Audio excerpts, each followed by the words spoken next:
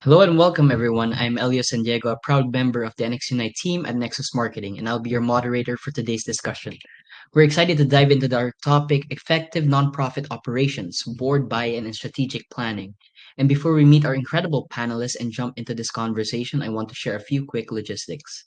If you're new to us, NXUnite by Nexus Marketing is a powerful community platform built to connect and empower professionals in the mission-driven sector.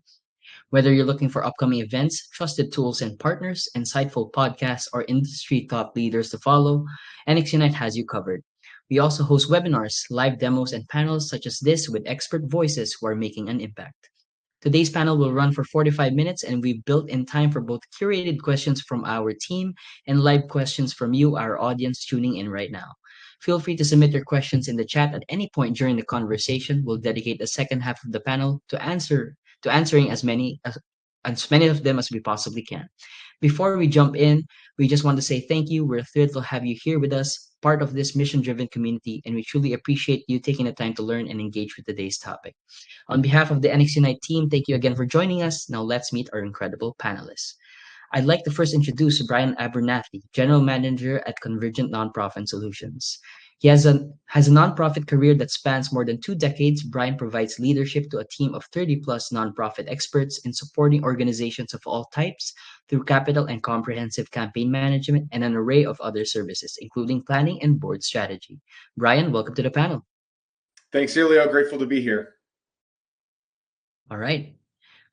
For our next panels, we have Jenny Burton, Senior Director of Marketing at Boardable. Jenny is a passionate nonprofit advocate, dedicated board member, and champion for causes that matter. With a dynamic career that bridges the tech and retail industries, Jenny has held diverse roles across marketing, product, and sales, thriving equally in team leadership and hands-on execution. She's known for turning big ideas into real-world impact. Jenny, welcome to the panel. Thanks so much. Happy to be here. And for our final panelist, we have Jennifer Hume, pre-sales consultant at SparkRock. With over 15 years of senior leadership experience, Jennifer is a CPA and CMA who specializes in finance, operations, and ERP solutions that drive efficiency and strategic growth. Jennifer delivers impactful ERP demos that highlight how finance and HR solutions can enhance decision-making and streamline operations. Jennifer, welcome to the panel. Thanks so much. I'm happy to be here. All right. Welcome, everyone. Now it's finally time to hear from our panelists and hear their valuable insights with our first question of the day. Brian, I'll have you start us off with this one. How do you define board buy-in when it comes to strategic planning, and why is it so critical for nonprofit operations? So when we're engaging board members on behalf of our clients and talking about the value they bring, whether it's planning or really anything else, we say there are three critical factors we want from those board members. We want their insight, the perspective, the passion they bring for the mission of the organization, their influence, because they have relational equity with outside stakeholders who can add value to a planning process. And then, of course, their investment. I'd be a bad fundraiser if I didn't bring up the investment side. Skin in the game is a critical factor for board leadership. It validates that what you are doing as a nonprofit is not just something they care about, but they are willing and ready to step in and help make sure that that work can happen. Financial investment is a key part of that. So those are the three primary things that we talk around when we talk about board buy-in. All right. Thank you so much, Brian, for starting us off. What about you, Jenny? What are your insights on this? Yeah, when I think about board buy-in, I mean, Brian brought up a lot of really great points, but I definitely feel like, their ability to, show up and be mission aligned is really important in the organizations that we serve at Boardable and that I've been a part of. The fundraising piece, Brian, I feel like is always this controversial thing, right? Like how much is the fundraising a key element of different board positions and roles. And I've been on boards where it's very different. It's clearly you write a check day one or versus, that you just you're in the top 3 of your giving or, those different types of things. So I always think the fundraising that Brian brought up is a really interesting one. And we kind of talk a lot about it here at Boardable and kind of talking to those folks. But as far as board buy-in, I think a couple of things is meeting attendance and committee engagement are big things, right? That I think are just kind of KPIs to be looking at when it comes to board buy-in. Like, are they showing up? Are they, engaging in a committee? Those types of things. We have some tools as well that we do where you can kind of see, like, are they reading the board book before they come? Are they, like coming into the meetings prepared and all of those types of things. So I think that those are some ways that you can truly measure board buy-in or sort of proxy to measure, right? You're never going to have like a pure, somebody could, at home at night be like, I really don't love this. I really don't buy in, right? But if they're doing those things, if they're showing up, that's a pretty good signal that they're bought in as well. All right. Thank you for the insights, Jenny. What about you, Jennifer? What are your thoughts on this?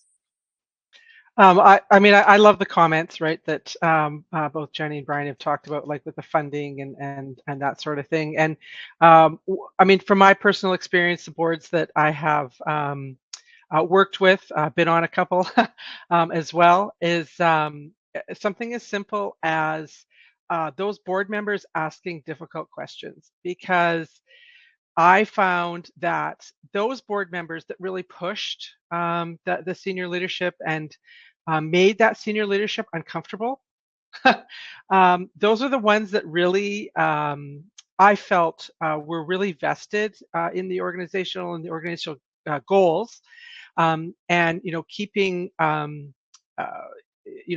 leadership team feet to the fire, right? That what they're doing is what the mission is all about. So that would be what I add to the other comments. So thanks. All right. Thank you so much, Jennifer. Thank you again, everyone. We're off to a great start. For the next question, I'll have Jenny start us off.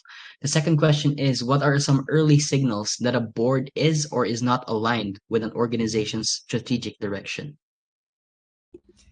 Yeah, absolutely. I mean, I think that when it comes to that, I think that the reason that boards get unaligned with that is that there's like a mission that lives over in outer space, and then there's like the real everyday work, right? And I think that that's that mission drift, or sort of this idea of there's the mission that we talk about, and then there's like the real world over there. And I think that if an organization feels like that, you're probably not in a great spot. And so I think one of the things is making sure that your mission can be kind of translated to measurable outcomes. So kind of board level KPIs to be able to look at and to say, okay, this is a mission, but this is what in kind of real world terms, if you will, that I'll be able to measure that I'm having these measurable outcomes to get to the mission, right? I know it, like sometimes missions get like really like kind of this language that's very like over the top. And I love that, right? It's very aspirational, but I think that lack of bringing that down to sort of these measurable KPIs is really when that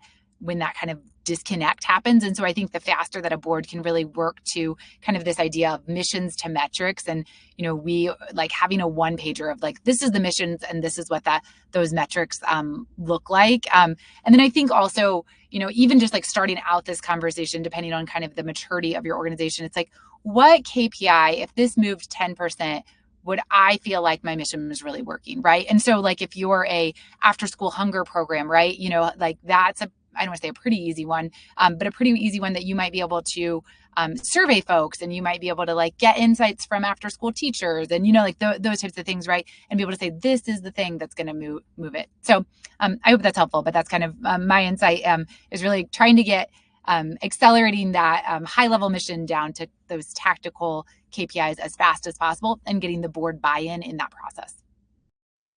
All right. Thank you for starting us off, Jenny. What about you, Jennifer? What are your thoughts on this? I think that it kind of relates to, about engagement, right? When you have, boards that are not engaged, right? And I've seen that where those board members just stop participating, right? Whether it's in board meetings or taking themselves off of committees, like that silence, right? You can really see that sometimes with board members. So those, to me, that's a huge red flag. And then sometimes even that revisiting of decisions, right? Where a decision's made and they're like, well, yeah, but I'd like to talk about this again. And it's like, well, we've already discussed that. So that's from my perspective. So thanks. All right. Thank you so much, Jennifer. What about you, Brian? I love Jenny's comment about measurables, right? And those metrics. How willing and consistently is a board member advocating for the outcomes your organization is delivering? And then kind of to your point, Jennifer, did they have the ability and are they willing to speak to the why? Not just what we're accomplishing and where we're moving the needle, but why does it matter? Those, I would say, are the most critical signals of a board member's alignment with your mission. And some of that, there's an education and an informative side from program and executive staff for a nonprofit, in some cases, to be able to communicate how your board member can convey that. Program leadership is in the weeds and understands how the web connects to move the needle on whatever it is, housing, healthcare, education. Sometimes you've got to give the board member that cheat sheet, if you will, to be able to say, here's what we're doing that is moving the needle over here. Then they can go out and they can be that advocate that we want them to be. But if they're not willing to do that, that's a signal that there's some gap that's worth addressing.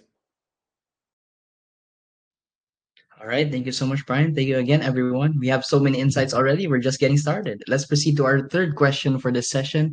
And Jennifer, I'll have you start us off with this one. So the third question is, what's one effective way to engage board members in long-term planning without overwhelming them with operational details?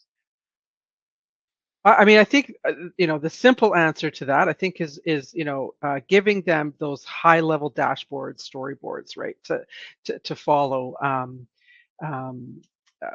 Yeah, getting that big picture, and keeping them out of the weeds, because that's what the senior leadership's jobs are. So ensuring that they have all of those, the high level dashboards. So thanks. All right. Thank you so much, Jennifer. What about you, Brian?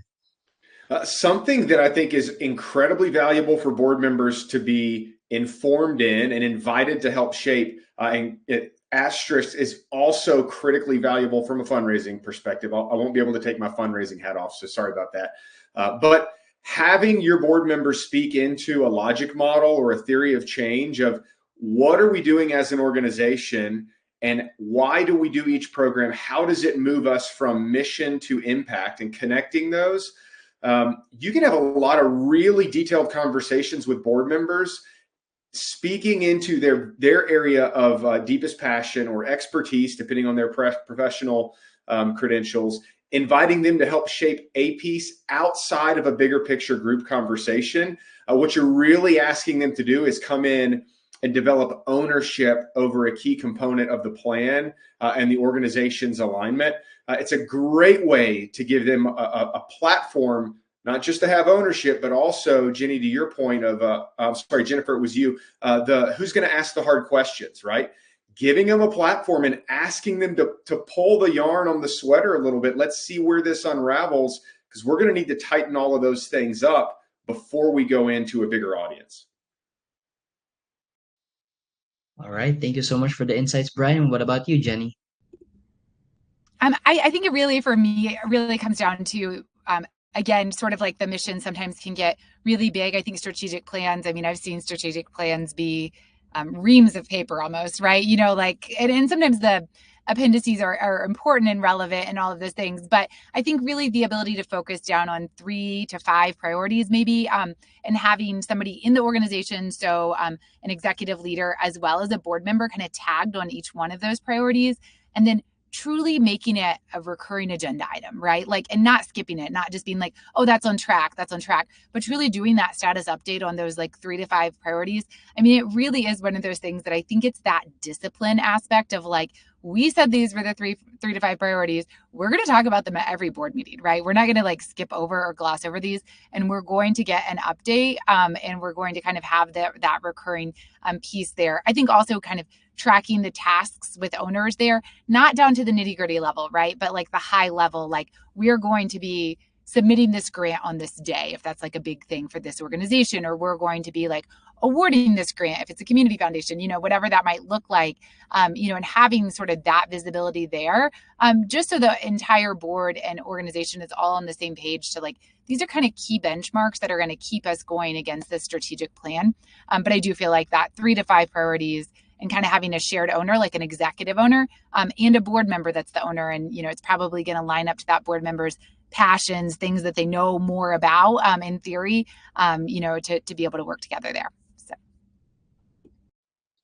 All right, thank you, Jenny, and thank you, panelists. We've come to the last question from me before we turn things over to our audience. So if you haven't already, now's the perfect time to drop your questions in the chat. We'll do our best to get as many as we can later in the Q&A portion. I've already seen quite a few, so excited for that. All right, for the next question, Jenny, I'll have you start us off again for this one.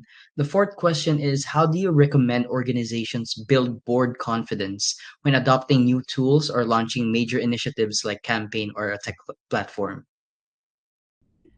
Absolutely. I think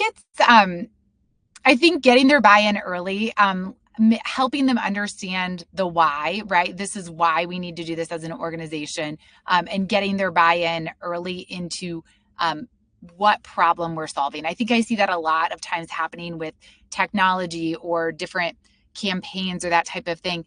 Everybody has their own interpretation of like, what's the problem that it's solving. So then they might be disappointed when it doesn't solve their problem, right? Because that's not the intended thing. So I think taking that step back, before you even like think about what vendors, before you think about, like any of the details or the cost or anything like that, we're just thinking about like, here's the problem, here's what we need to solve, and making sure that everybody's aligned on that before you move forward. Because I think that's really where it's sort of that classic, like, expectation, you missed the expectations, but your expectations were wrong to begin with. So like everybody kind of leaves disappointed with those types of things. I think especially right now, sort of in the world that we're living in where, Brian's going to love when I say this, but funds are tight and fundraising is so important and all of those things. So I know that spending money on tech and spending money on platforms and software and all those things gets harder. I think it is just making sure that you know what your problems are, what you're solving with that. Engage the board in the process, and then also engage the board in the process at the beginning. And then I actually do think there's that kind of this middle period where maybe the board's not super engaged, right? Like we've all decided that this is what we need. We're going to go do some of the nitty gritty work. We're going to go kind of do the analysis, that type of thing. And we're going to come back to the board and be like, here's our proposal, right? So I think there is always this interesting kind of ebb and flow with the boards in kind of any decision, whether it's fundraising, whether it's technology, is engage them up front, make sure there's a lot of alignment, go maybe do some of the detailed work as an organization, and then come back to the board, right? I don't know that the board always has to be super involved throughout that whole process, because then you do end up with that too many cooks in the kitchen scenario that we all know too well. So those are my thoughts. Sorry, that was a little long, but something I guess I care about more than I thought. So.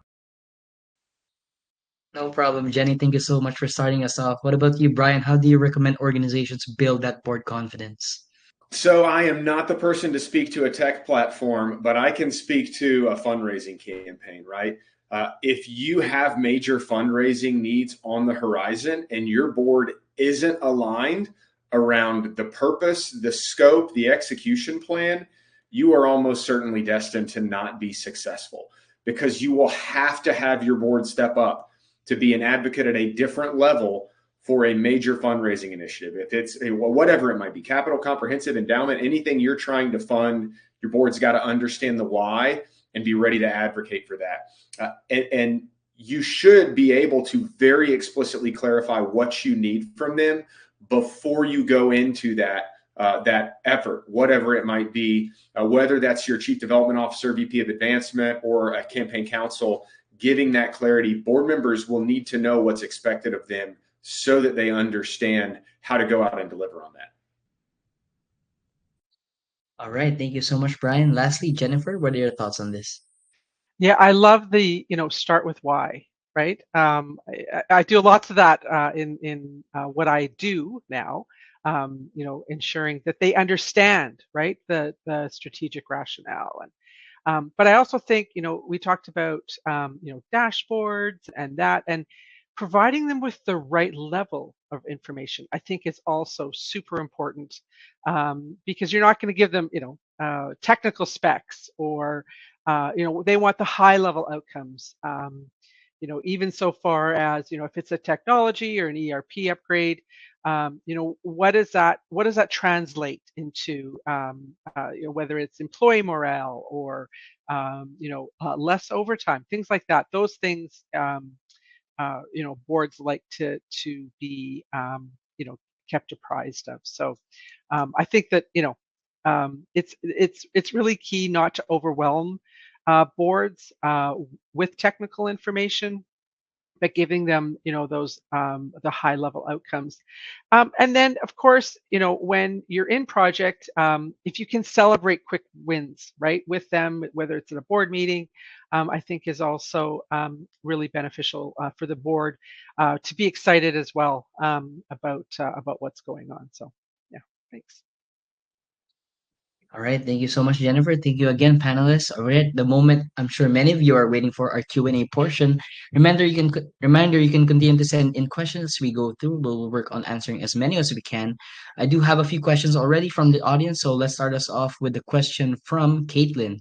The question is, what are effective and respectful strategies for addressing situations where board members or even the full board are not following through on their duties and responsibilities?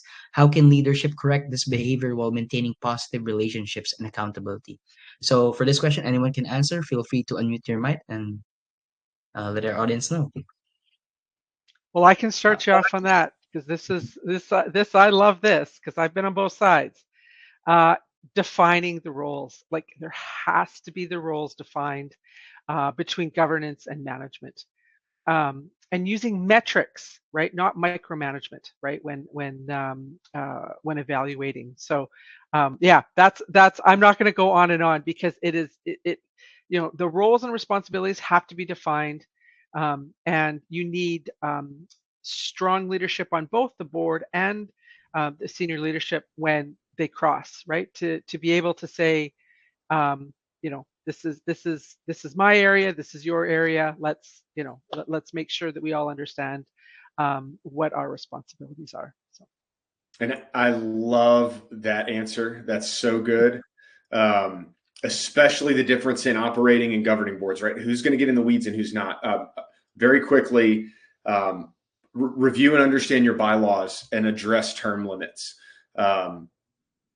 Sometimes, I heard this from a nonprofit leader here in the Metro Atlanta area, sometimes the way to deal with board members who are not doing what they need to is, I'm quoting here, plaque them and whack them. Commemorate their service on a plaque, celebrate all the impact they've had, and move them out and move another board member in. That's a hard dynamic. But overly entrenched board members who are anchored to an older way of doing things in a nonprofit market that is increasingly innovative and complex can be a barrier to achieving the sustainable impact that you might be pushing towards, right? So sometimes the hard decision is some board members might need to move off of the board. I would agree with all of those things. And I do think that, having that direct conversation of, is it time for you to maybe, do you have capacity right now, type of thing. Two other quick things I'll note is I am more surprised when I talk more about fundraising than I mean to, because I spend a lot of time in the board management world, which integrates with fundraising. But I'm going to talk about fundraising again as a sense of, I think sometimes people give or offer or recruit a board member for their fundraising capabilities and capacity. And I think that it's okay to maybe have a separate advisory board or a separate type of board that's maybe not your board of directors, where folks like that might really flourish and live better. Maybe it is a subcommittee. Maybe it is sort of a higher level, not even higher level, but just different type of board that is not your board of directors. So I think that kind of thinking through that, and if that might be a strategy that makes sense, so you don't get potentially quite as many folks that are like, yeah, they're writing big checks, so now it's really hard for us to have this like tough conversation, right? So that's one thing that I've seen work pretty effectively, and there's kind of different ways that you can structure and name that and make that work as well. I did want to say one other thing, just because it's top of mind, because I just personally shared this on LinkedIn.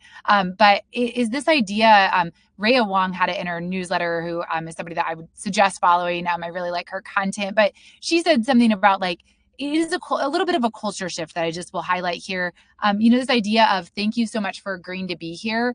And she had said, instead of that being the sentiment that you kind of build amongst your board, it's more of we're building something extraordinary and we deserve board members who are ready to get in the game. So I have seen both cultures on boards that I've served on and boards that I've worked with of like, I want to be on that board. And that's a board that, is amazing, versus like, they're so lucky to have me, and I think that being able to shift that mindset is really what I think is the core of this, right? And there's boards that I really want to be a part of, because they've created that culture. And I'm going to show up, I'm going to do the work, right? Because it's kind of an honor to be there. So yeah. All right, thank you everyone for sharing your insights. Caitlin, thank you for the question. I hope you were able to learn something new from our panelists today. All right, the next question came from Kevin. The question is, can you talk about metrics for the board members themselves? What should be expected of them based on best practices? Right? Again, open question. Anyone can unmute their mics. I would say one of the most important things here is moving your board members from your activity, what you're doing, to how it's affecting change, right? Going from activity to outcome. We're serving kids so that they can get through high school and not drop out. Well, the net effect of that is their economic potential is growing. Their capacity to go on to some post-secondary certification and have better potential for themselves, for their children and their future family, for the community around them. It's great to say we're supporting students in need. It's a totally different thing to say the organization I'm on the board of invests in students' lives, and the result is not just that their quality of life is better in high school, but they move on and they're able to achieve so much more for themselves, their family, and go out and do good in the community because of it. So closing that gap from activity to outcome, I think, is huge. I do think these metrics sometimes are tough, to be honest, to be able to say like, these are the metrics to track against a board member. I feel like meeting attendance, as lame as that can be, like meeting attendance, meeting your like fundraising requirements, sort of like, are they completing tasks, those types of things. So I'm just going to note that I think it's a tough one, to kind of get right. Might look different for different organizations, for sure. But I just wanted to note, like, it's a tough one. I mean, I do think there are, 360 reviews and different kind of things that you can put into place as well, depending on the complexity of your org. So. And I just realized I totally misunderstood the point of that question. It was internal metrics, not external metrics. So sorry for my confusing answer there. And I just want to add, I know that on one board that I was on, they actually had expectations like in their documents on what coming to a board meeting, that's a metric, but like you said, right, it's that participation. So on one of the boards there was an expectation of involvement in subcommittees that then were reported up to the board. So those are metrics, right, that can also be measured on activities. Some were even internal groups that would meet that would require a board member. So then you'd have that board member participating in that as well. So, yeah. All right, thank you so much, everyone. Kevin, thank you again for the question. Next, we have is a question from Levon, if I'm pronouncing that correctly. I believe Brian was able to give a short answer through the chat, but the question is, what recommendations do you have for the board onboarding process to help with buy-in from the start?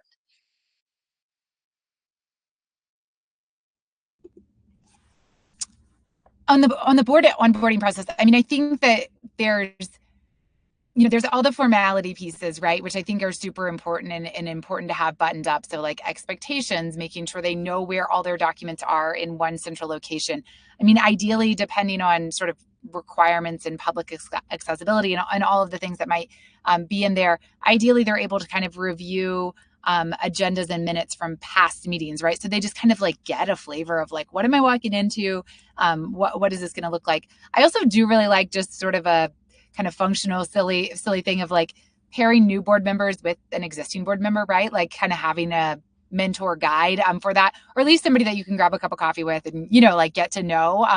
I think those are some of the kind of key ways I think to like successfully onboard folks. There's kind of like the personal side, but then there's that functional side of just making sure everything's easy to access, everything's in one central location. Like all of those things, I think just help a board member get up to speed better and kind of quickly learn the culture of the board. And I think understanding, why that board member has come on, like, is there a personal reason? Is there a connection that could be made quickly, whether it's, a senior leader that's responsible for that area, things like that. Really, I think understanding why they're on the board and then taking that information to help, get that buy-in right from the start with that board member. All right. Thank you so much, everyone. I believe that's the last of the audience questions that we have that came in the chat. But we do have some questions that came in the survey. So I'll be calling you all individually. So just we can have that sequence again of who's going to answer the question first. The question is, how do you advise organizations to balance board oversight with operational flexibility during strategy execution? So who would like to go first?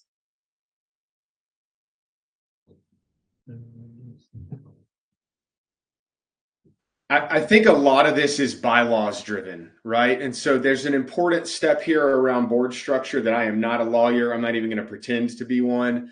But understanding your bylaws and the governance structure that you need to work with. And also having that clarity, again, going back, I forget which of the other panelists mentioned this, but that understanding of how and where is the board going to get into operational dynamics versus remaining in a governance and fiduciary role.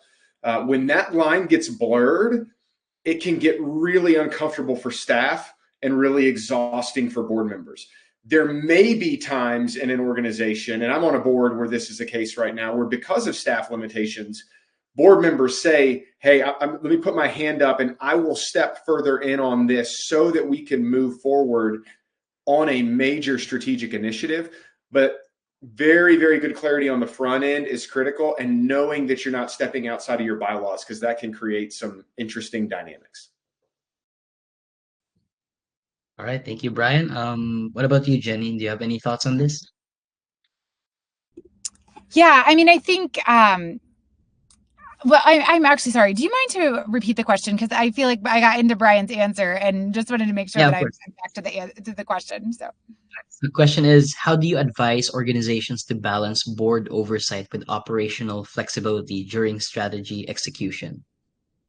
Oh, yeah. I mean, I think Brian's answer is like really, like it kind of does come back to bylaws, right? Because like $50,000 spend is nothing to some organizations I've been a part of, whereas it's like a huge amount to others, right? So I think that, does a board need to be involved in a $50,000 spend if your operating budget is 50 million? Maybe not, right?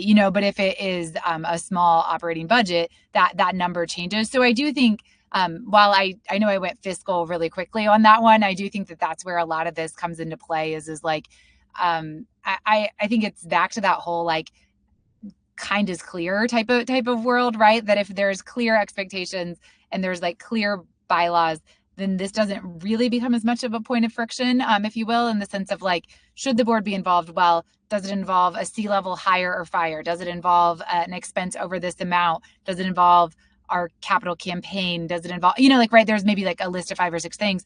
And if it falls out of that, then it kind of can be up to like the board and the executives of like, can the board be helpful, right? Like there's that piece of the decision tree too, right? Maybe it doesn't actually require board approval or doesn't require board oversight, but if the board can be helpful, like for sure, use them, right? But I think that it really is back to those bylaws and making sure you're updating those bylaws regularly too, because I have been in organizations where that that 50K was important at one point, and then the board's spending a ton of time talking about like changing the trash delivery service, and it's like, this is probably not the best use of time, but it is now. We have 5 locations, that's 50K a year, like that type of thing. So yeah. All right, thank you, Jenny. Jennifer, do you have anything to add to the question? Actually, I do. I mean, I think what the other panelists said about the clarifying of the roles and the bylaws, and I mean, I've been involved in creating bylaws like from scratch with a legal team, but actually something that I've seen that because people don't always read the bylaws. You're supposed to, but I think having and I've seen this where there's a written like board staff role agreement, right? Where it clearly defines what is the board role, what is the staff's role. And when you have new board members come on, that they, here's the bylaws, but here's an agreement. Like this is what the expectations are from the start. And I love the what you said, Jenny, about like the evolution, right? Where I was involved in an organization when I started, it was 25 million. And when I left, it was 60 million, right? In a 10-year span. So that was quite a bit of growth. And what I found was that I was being restricted by these bylaws, right? That said, this expense over this amount has to be approved by, a board member. And it's like, but we've changed, right? And so I always encourage organizations to fully understand what their bylaws are, whether it's, a schedule of authorization was one place I saw that, over this amount is this and this, and not being afraid to revisit that and making sure that it still makes sense. Because what I was working with when it was 25 million was something that was written in the 70s, right? And fast forward, this is like 2012, and it was like, but this no longer makes sense. So don't be afraid to revisit those bylaws when it makes sense. So that was a way longer answer than I usually would give. So No problem, passionate about Jennifer. that We one. appreciate the insight. Yeah, thank you so much. All right, thank you so much, everyone. That is the last of the questions that we have from our survey, and we are getting to our last few minutes of questions with all of you. So if we didn't get to your question, to those in the audience, if you have questions specific to your organization, we want to make sure that you get connected with the relevant team to answer them. So we have just sent a quick survey in the chat where you can indicate which panelists you particularly want to hear from after the session, as well as provide any feedback on the panel. So I'll share your interest with the relevant panelists after this session. All right, we are going to wrap up this portion of the panel so we can stick to our schedule. I've had such a wonderful time hearing from all of our panelists today, so I'm hoping to get one final piece of insight from all of them. So the question is, looking ahead, what skills or mindsets do boards need to cultivate to lead nonprofits through strategic growth in today's environment? And please let our audience know where they can find you and your organization. Brian, have you started us off with this one? Is everybody expecting a fundraising answer? In seriousness, though, with the complexities is the word I'll use around grants. Innovative approach to funding solutions is going to make the difference for so many nonprofits over the next short number of years in terms of operations, but long-term for sustainability. Thinking about how to diversify and expand revenue streams, looking towards earned revenue where feasible. Think about the mindset of entrepreneurial perspective you can bring into your board to help shift perspective there, because the landscape for funding is different today than it was 9 months ago. All right, thank you, Brian. Lastly, can you please let our audience know where they can find you and your organization? Absolutely. You can visit convergentnonprofit.com and find great resources and ways to contact us there. Thanks for letting me participate today. All right, thank you thank you so much, Brian. We appreciate it. Next up is Jenny. Same question. Looking ahead, what skills or mindsets do boards need to cultivate to lead nonprofits through strategic growth in today's environment? Yeah, absolutely. I'm really resonating with Brian here. The idea of, experimentation and innovation, which I think is, when you think of like, how does that work with governance, right? Like those don't feel like kind of words that all work in the same word cloud, but I think today they have to, right? So you've got to keep that strong governance in place, but at the same time, what worked 10 years ago, that same game plan for most organizations isn't working today, or is not going to continue to work in the future. So I think that, approaching things with an idea of experimentation, an idea of innovation, is really mission critical for folks. So I run marketing at Boardable. We're a board management platform that really helps on that governance side of things. I'm on that side of the house, and work with nonprofits, educational institutions. Boardable.com. Once you get there, you'll find your way. We'll get you a demo, anything that you need from there. So thanks. All right, thank you so much, Jenny. Last but not least, Jennifer, what is your final piece of insight and where can we find you and your organization? Okay. Um, so my bit of advice to boards, I wrote a couple of things down here. Invest in talent, right? Talent is really can be hard to find. So invest in that, and be connectors, right? If you see there's a struggle, be that connection. If you have a connection, be that for that senior leadership. And really take that risk oversight seriously, because sometimes that gets missed. So, and ask the hard questions as usual. That's what I will end with any board information, is you need to ask the hard questions, because it will come back to you. So. And information on SparkRock can be found at sparkrock.com. And again, there's lots of ways to, lots of information on there. And also I can be found on LinkedIn as well myself. So thank you. It's been great. Thank you so much. All right, thank you so much, Jennifer. And thank you again, our panelists. And that brings us to the end of today's panel. A huge thank you to our panelists for sharing their valuable insights. It's been a fantastic discussion with all of you. And thank you to everyone who joined us. We hope you're walking away with fresh ideas and practical takeaways to support the important work that you do every day. We got an exciting lineup of panels coming up in the next few months, and we'd love to see you there. Be sure to check out the NXUnite community platform or follow us on LinkedIn so you don't miss a thing. Even better, just go ahead and RSVP now. Once you're logged in, it only takes a click. It has been a pleasure speaking with you all. Thanks again and enjoy the rest of your day. Thank you, Jenny, Brian, and Jennifer. Have a great day. Thanks. Bye.